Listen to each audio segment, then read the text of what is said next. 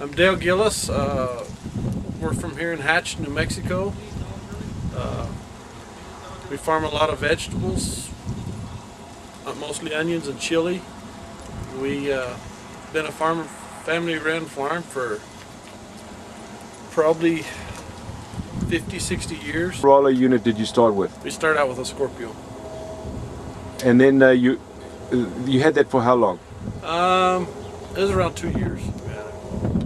Okay, and then you upgraded? Yeah, we upgraded to the Aeronet. Okay, and how's that been? Is the unit reliable? It's really reliable. In the summertime we're harvesting onions, and I don't have time to actually go over there and manually do a lot of the watering, and this way here I can set it up in the computer and I kind of don't have to worry about it, and it's just saved us a lot of time and a lot of labor. It's helped us out a lot. Do you think that automating with the Motorola has increased your actual yield? Oh yeah, significant amount. I can set it. I know exactly how much water we're getting out. With the labor we used to have, it was a lot harder because you never knew if they were going to get it done right. With the computer, there's no questions asked. I mean, I set it for 8 hours or whatever I want. It's exact. And do you inject fertilizer? Yes, I do. And Motorola takes care of that? It takes care of that. It works out really nice. Filter flushing? Filter flushing, no problems at all. Okay, now would you mind telling me a little bit about the pumping system that you have? Is Motorola involved at all? Yes, it's involved. We actually got 2 pumps that are down below, and they pump water into this reservoir. And say like the reservoir, if it goes down, water, it automatically starts my wells down below and keeps the reservoir full. If I remember, you have some float switches. You have a float switch here. Yeah, right over here. I got a float switch. It's right over here, and when the pond goes down, it automatically starts my pumps, and then when it raises up and gets a certain level, it also shuts them off. So if I remember correctly, that float switch, it gives a signal to Motorola. Right. Motorola then sends a command down to the river there by the Rio Grande and starts things. Exactly. Okay, and has that worked out okay? It works real good. No problems at all whatsoever. Now, I believe that because you told me last time I was here that in the summer that it could be a problem if this reservoir overflows. Yeah. So has that ever happened? No, since Motorola's been in control? The reservoir's never overflowed. It works really well for us. And that's your dog over there? Or is that just a horse that escaped? That's a horse that escaped right there. We put in the drip system maybe 6 or 8 years ago. It's worked out really good for us. It's increased our yields by a significant amount. It's saved us a large amount of water. Saved us a lot of tractor work. We put in the Motorola system to begin with, and then we went 2 years like that, and then we advanced to the internet system. It's really made things a lot easier for us. If you wouldn't mind, tell me what's happening here. What's the deal here? Well, this switch, this Motorola deal, when the pond up there is too full, it sends signals down here and it actually shuts the pump off. Is what it does. And when the pond up there goes low, it sends signals to where I can start this well again. And since this well has to be primed, it's got a switch over and we push it down, and if the pond's full, it won't even allow nobody to start it. If the pond is low, then it allows us to go ahead and start.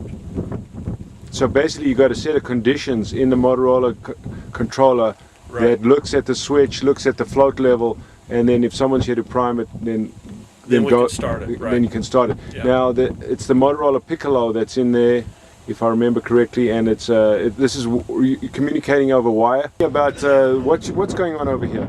Well, actually, I got 2 different pumps for my fertilizer. I use one for my phosphate and one for my nitrogen. then that one over there is actually for my sulfuric acid. That one over there, I try to keep my pH down to a certain level, and whenever the pump starts in there, it'll actually run for approximately 5 minutes, and then it'll kick on the acid pump. The acid pump also, it's got a relay switch down here that if it loses a certain amount of pressure, it'll automatically shut my sulfuric acid pump off, and it's all controlled in there with the system. And it works out okay for you? Yeah, it works out really, really good. With this thing here, we can inject all of our fertilizer in. We can get it perfect. The exact amount of our gallons we want to put out per acre. It's just really, really worked out real good for us. Fantastic. Okay, Dale, now we're inside of your station. Would you mind telling me a little bit about this Motorola controller and what we're seeing here? Well, this is just where I can take this and I program all of my fields. I can program it on here if I want it to water 8 hours. If I want 5 of those 8 hours, I want, say, my nitrogen pump to run. It controls my sulfuric acid pump. It basically controls everything out of just this right here. Okay, now that's for lightning protection, right? 'Cause Right. I guess you guys have quite a bit of lightning here in the summer. Right. So that protects from any damage. Is that worked out okay? It's worked out really, really good for us. Okay, and then you've got all your wiring, your keyboard, and then this is the interface to the pumps and relays, right? This runs all my pumps and relays right here. Okay, and then back here,